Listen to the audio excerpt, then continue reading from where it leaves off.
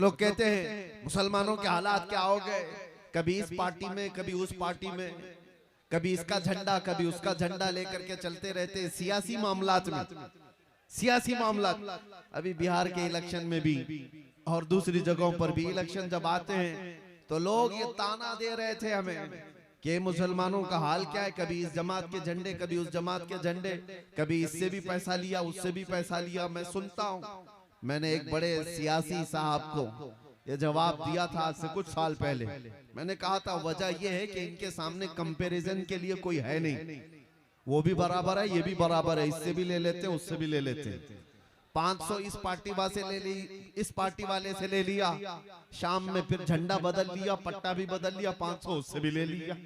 ये तो हालात चलते रहते हैं, मुझे उस पर कोई टिप्पणी नहीं करनी है। लेकिन अगर आप मेरी कौम को ताना देते हो, टॉन्ट मारते हो कि ये बार बार इधर उधर बदलते हैं, तो वजह यह है कि सामने जितने लोग हैं उनको देख करके बदलते हैं। तुम्हारे जितने कायदीन हैं उनको देखकर बदलते रहते हैं। लेकिन आओ, मैं अपने मोहल्ले के या किसी भी इलाके के मुसलमानों में से बड़े मुत्तकी परहेजगार आलिम दीन की बात नहीं करता। एक आम नौजवान को भी उठाओ, आम नौजवान को उठाओ और उसको मेरे सामने लाओ। आप भी बैठना, एक तरफ आप 1 करोड़ रुपए सामने रख देना और दूसरी तरफ गुंबदे खजरा को दिखा करके पूछना, ऐ नौजवान ये लेता है या गुंबदे खजरा को ठोकर मार सकता है? हमारा हर नौजवान ये कहेगा अपना सब कुछ गुंबदे खजरा कल भी था और आज भी है। मेरे नबी से मेरा रिश्ता कल भी था और अरे हमारे आमाल बुरे हो गए सही, ये भटक से गए हैं अमाल के एतबार से। लेकिन एक बात है मेरे अजीजों, आज से 4 साल पहले दिल्ली में जाने के लिए ऐलान किया हुआ था। एक पाखंडी भोंक रहा था हुजूर पाक की शान में, हमने उसको मुबाहले की दावत दी थी, शायद सबको पता हो। हम जा रहे उस वक्त की एक हालात मुझे पता है। एक नौजवान आया और अजीब जीन्स फटी हुई है, कान में बाली है, टैटू लगे हुए हैं। आकर के उसने मुझसे कहा कि मुफ्ती साहब मैंने सुना है आप आग में कूदने जा रहे हैं। मैंने कहा आपको क्या है इससे, आप क्या चाहते हैं? कहा नहीं, मैं गुनहगार बहुत हूँ, मैं कभी मस्जिदों की तरफ ज्यादा नहीं आया, लेकिन इतनी बात है कि आग में कूदने की बात आई अपने नबी की तो आप नहीं जाना, मुझे उसमें भेज दे, मैं जलने के लिए तैयार हूँ, आप न जाएं, आप खड़े रहें।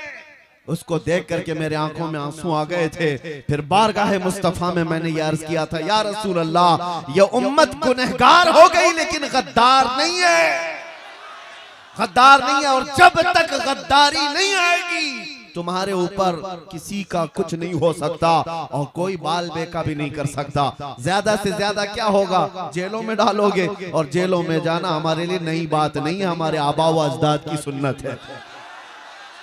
जाएंगे आएंगे और इससे ज्यादा क्या करोगे, फांसी पर चढ़ाओगे, वो भी हमारे लिए ताज्जुब की बात नहीं है। फांसी पर भी मेरे मुस्तफा के गुलाम चढ़ चुके, ये कहते हुए कोई गुल बाकी रहेगा न चमन रह जाएगा, पर रसूलुल्लाह का दीने हसन रह जाएगा। सब फना हो जाएंगे काफी वो, लेकिन हश्र तक नाम हजरत का जुबानों पर चलन रह जाएगा।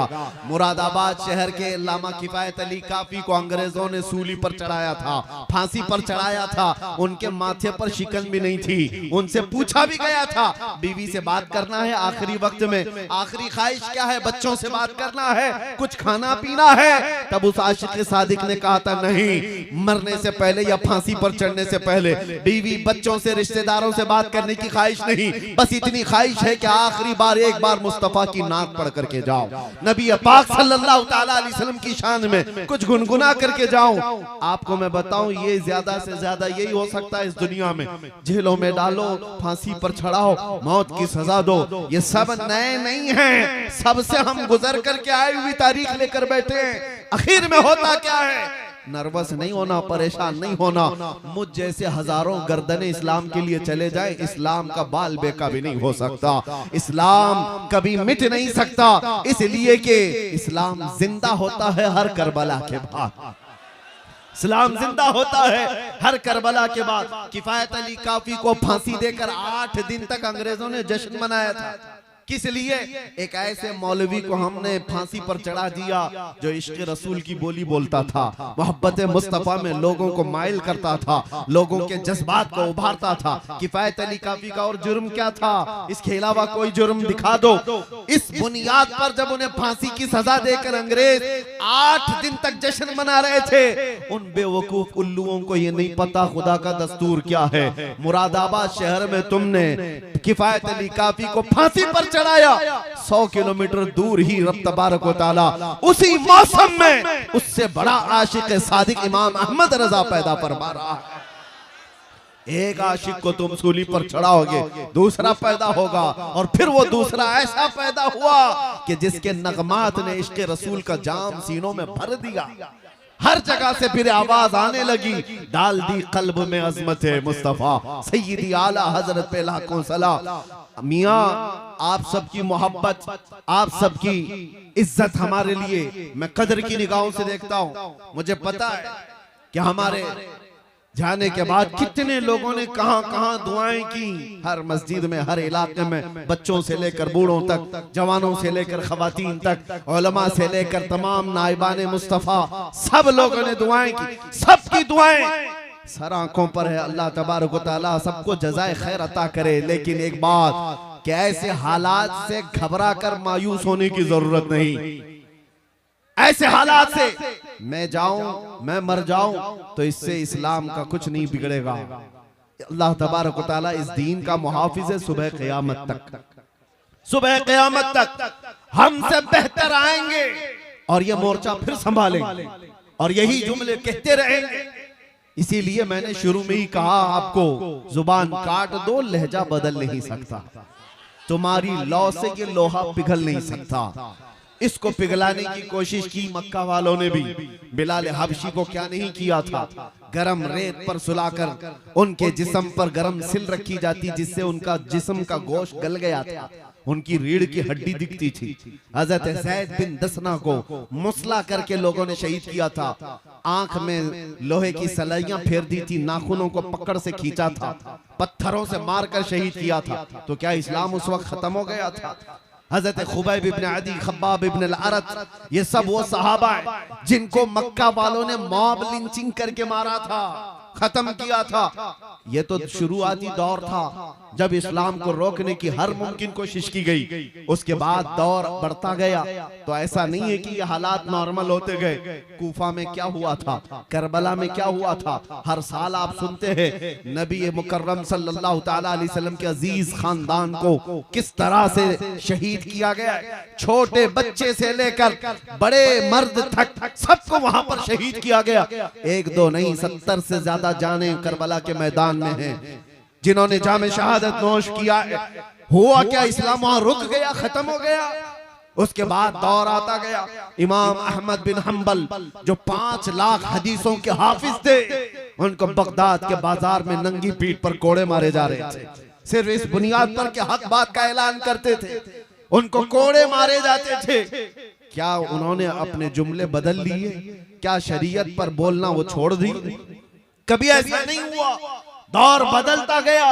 इमाम मूसा, हजरत इमाम मूसा काज़िम रज़ियल्लाहु ताला अन्हु को 7 साल तक जालिम खुलफा ने कैद में रखा। उन हालात में आपने सूरज तक नहीं देखा था। 7 साल तक अहले बैत के वो बड़े इमाम, इमाम जाफर सादिक के बेटे। तो क्या उस वक्त इस्लाम रुक गया, खत्म हो गया? इमाम मोहम्मद बिन हसन अस्करी को 20 साल जेल में रखा गया। क्या इन मसाइब आलाम के बाद दुनिया सब मिलकर के इस्लाम को खत्म कर दिया? बगदाद में ऐसे हालात आए थे हलाकू के जमाने में, मुसलमानों को इतना कत्ले आम हुआ था कि खून से पूरा बगदाद लाल हो गया था। और घोड़े दौड़ते थे तो घोड़ों के टाप खून से भीग जाते थे। हमारी किताबें जलाकर खाक कर दी गई कि सब मिट जाए, नहीं रुका। आज भी वो दौर उसी तरह से चल रहा है। मेरे अजीजों, ये बात इसलिए मैं अर्ज कर रहा हूं कि कोई चीज ऐसी है जो हमें हमेशा हर जमाने में बाकी रखती है।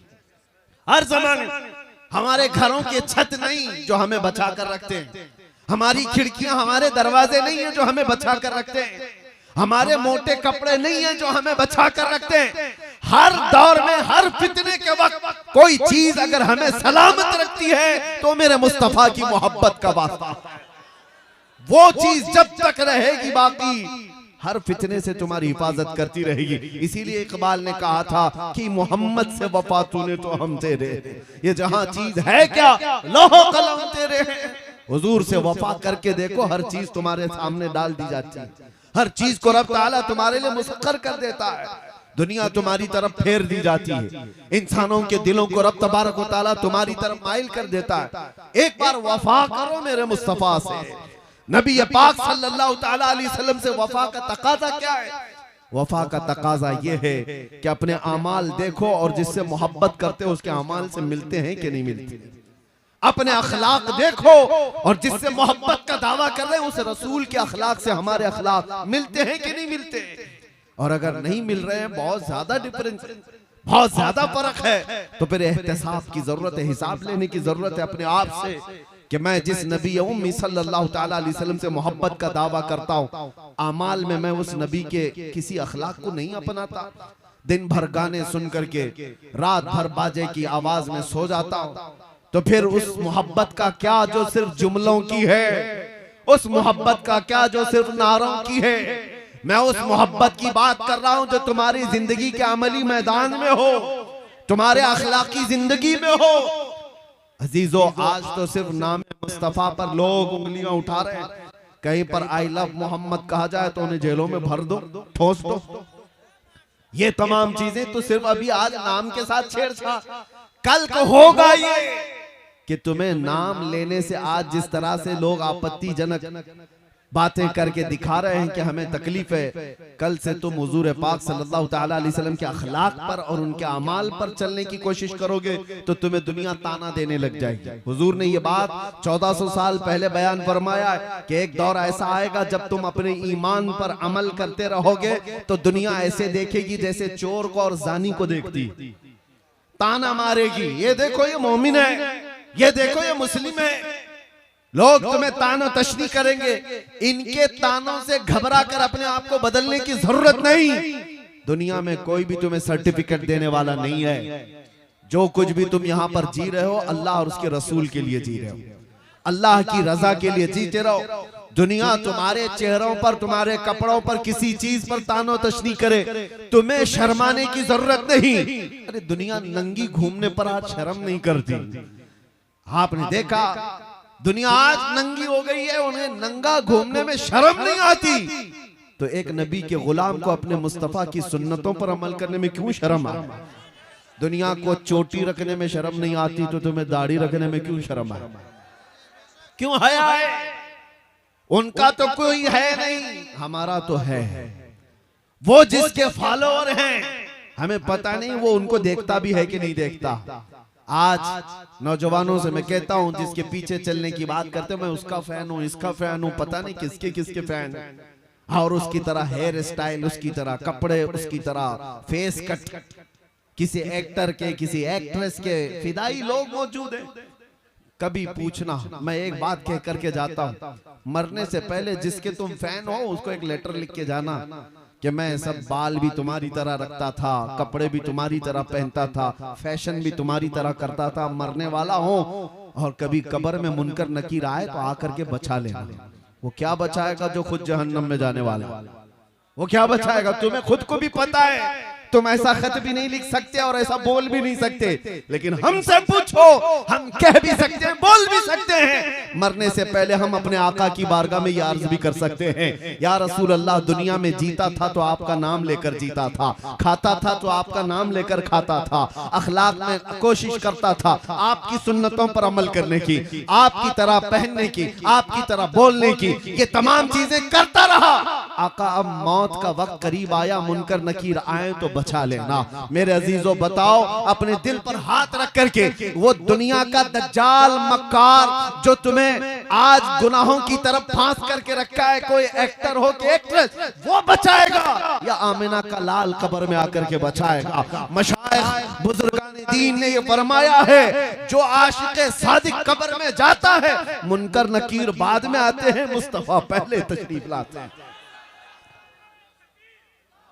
और ये बात इसलिए मैं कह रहा हूं कि वो आमिना के लाल रसूल मुकर्रम सल्लल्लाहु ताला अलैहि वसल्लम न तुम्हें दुनिया में तन्हा छोड़ेंगे, न कब्र में और न हश्र में। वो तन्हा नहीं छोड़ेंगे। एक बार वफा करके देखो। हमने महसूस किया है मेरे अजीजों, हमने तन्हाई के औकात में भी देखा है कौन हमारा साथी है, कौन है। जब अपने अजीज और करीबी लोग, रिश्तेदार तक हमारी खैरियत नहीं पूछ सकते, दीवारों में हम बंद हैं, उस वक्त हम किसको देखते? कभी बेटे की याद आए, कभी बेटी की याद आए, कभी भाई की, कभी बहन की, या फिर अपने चाहने वालों की। हजार लोगों की ख्वाहिश कर ले, लेकिन कोई आ तो नहीं सकता दीवार तोड़ करके। हमने वो तन्हाई के हालात देखे, लेकिन एक याद आती थी तो सब गम भूल जाते थे। उनके निसार कोई कैसे ही रंज में हो, जब याद आ गए हैं सब गम भुला दिए।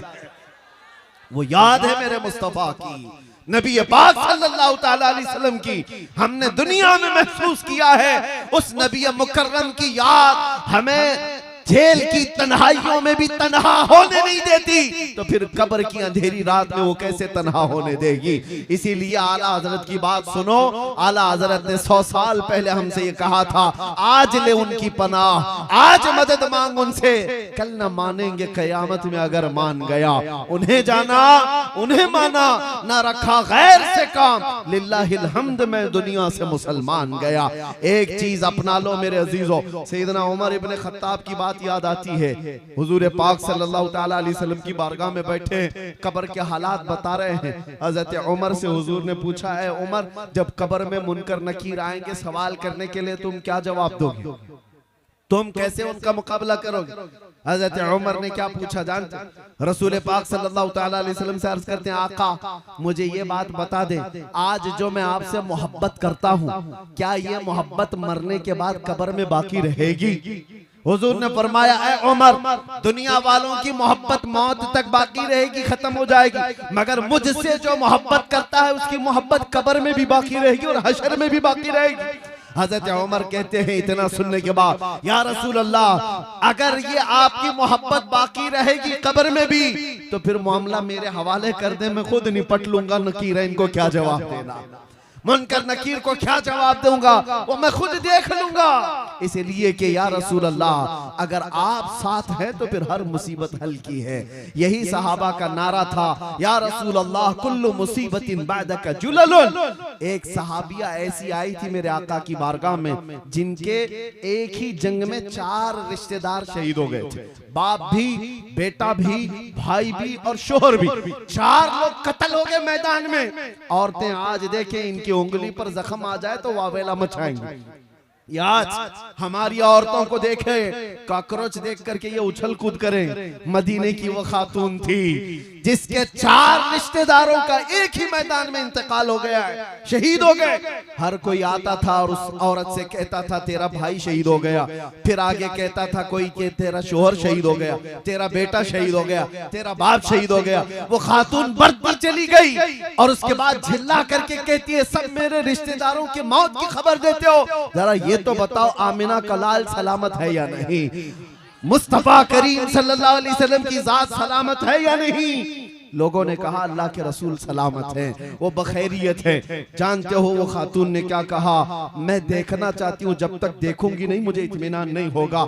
जिसके घर के 4 लोग शहीद हो चुके, वो खातून कहती है मैं पहले मेरे नबी को देखना चाहती हूँ। जब रसूल करीम सल्लल्लाहु अलैहि वसल्लम के करीब उस खातून को किया गया, अल्लाह अल्लाह, उसके चेहरे पर मुस्कान थी, मुस्कुराहट, सब गम भूल गए। और किसका इंतकाल हुआ, किसकी शहादत हुई याद नहीं। हुजूर को देख करके उस खातून ने कहा अपना आंचल फैला करके, आमिना का लाल सलामत है तो कुल कायनात सलामत है। या रसूल अल्लाह कुल्लु मुसीबतिन बादका जुललुन, ऐ अल्लाह के रसूल अगर आप हैं तो फिर हर मुसीबत छोटी है। इसीलिए हम सबका भी ये नारा होना चाहिए, कल लाठी डंडों से भागने वाली कौम में तुम्हारा नाम ना हो, कल कभी कोई तुम्हें गन की पॉइंट पर कोई और चीज के लिए उगलवाने की बात करे तो ये दीन इतना सस्ता नहीं है कि तुम समझौता करने लग जाओ। अपने नबी की मोहब्बत पर कभी भी समझौता ना करना।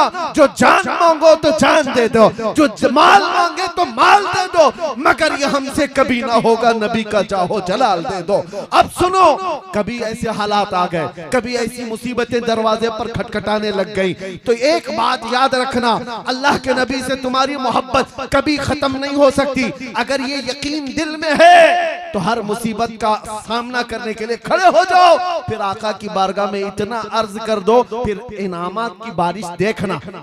ये मेरा चैलेंज है, इनामात की बारिश देखना मेरे आका की तरफ से पलट करके क्या मिलता है। मुसीबतों पर अगर खड़े रह गए और इतना कह दिए या रसूल अल्लाह, हर मुसीबत हर सितम गवारा है, एक बार तुम कह दो कि तू हमारा है, एक बार तुम कह दो कि तू हमारा है।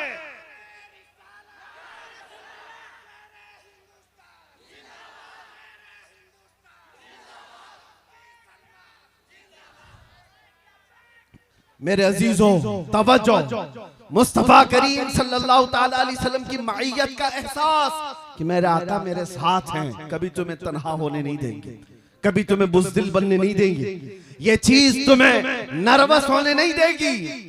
आज हम इसीलिए नहीं टूटते, नहीं बिखरते कि हमें एहसास है कि दुनिया अगरचे छोड़ दे, मकीने गुंबद खजरा कभी हमें नहीं छोड़ते, और हम जीते ही हैं उनकी मोहब्बत के लिए, हम जीते ही हैं उनके नाम पर।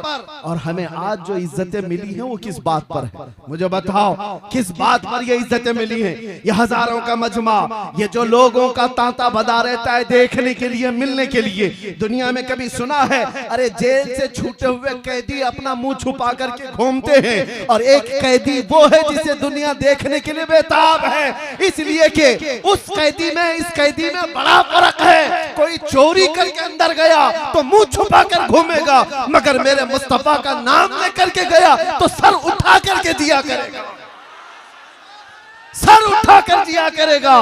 ये कोई पाप, ये दीवानी और मजनू कौम की आदत नहीं है, ये तमाम जो उशाकाने मुस्तफा की भीड़ है। हमने देखा है दुनिया तो सेलिब्रिटीज को देखने के लिए शायद भीड़ लगाती हो, मगर ये बहुत कम है। वो सेलिब्रिटी कौन होते हैं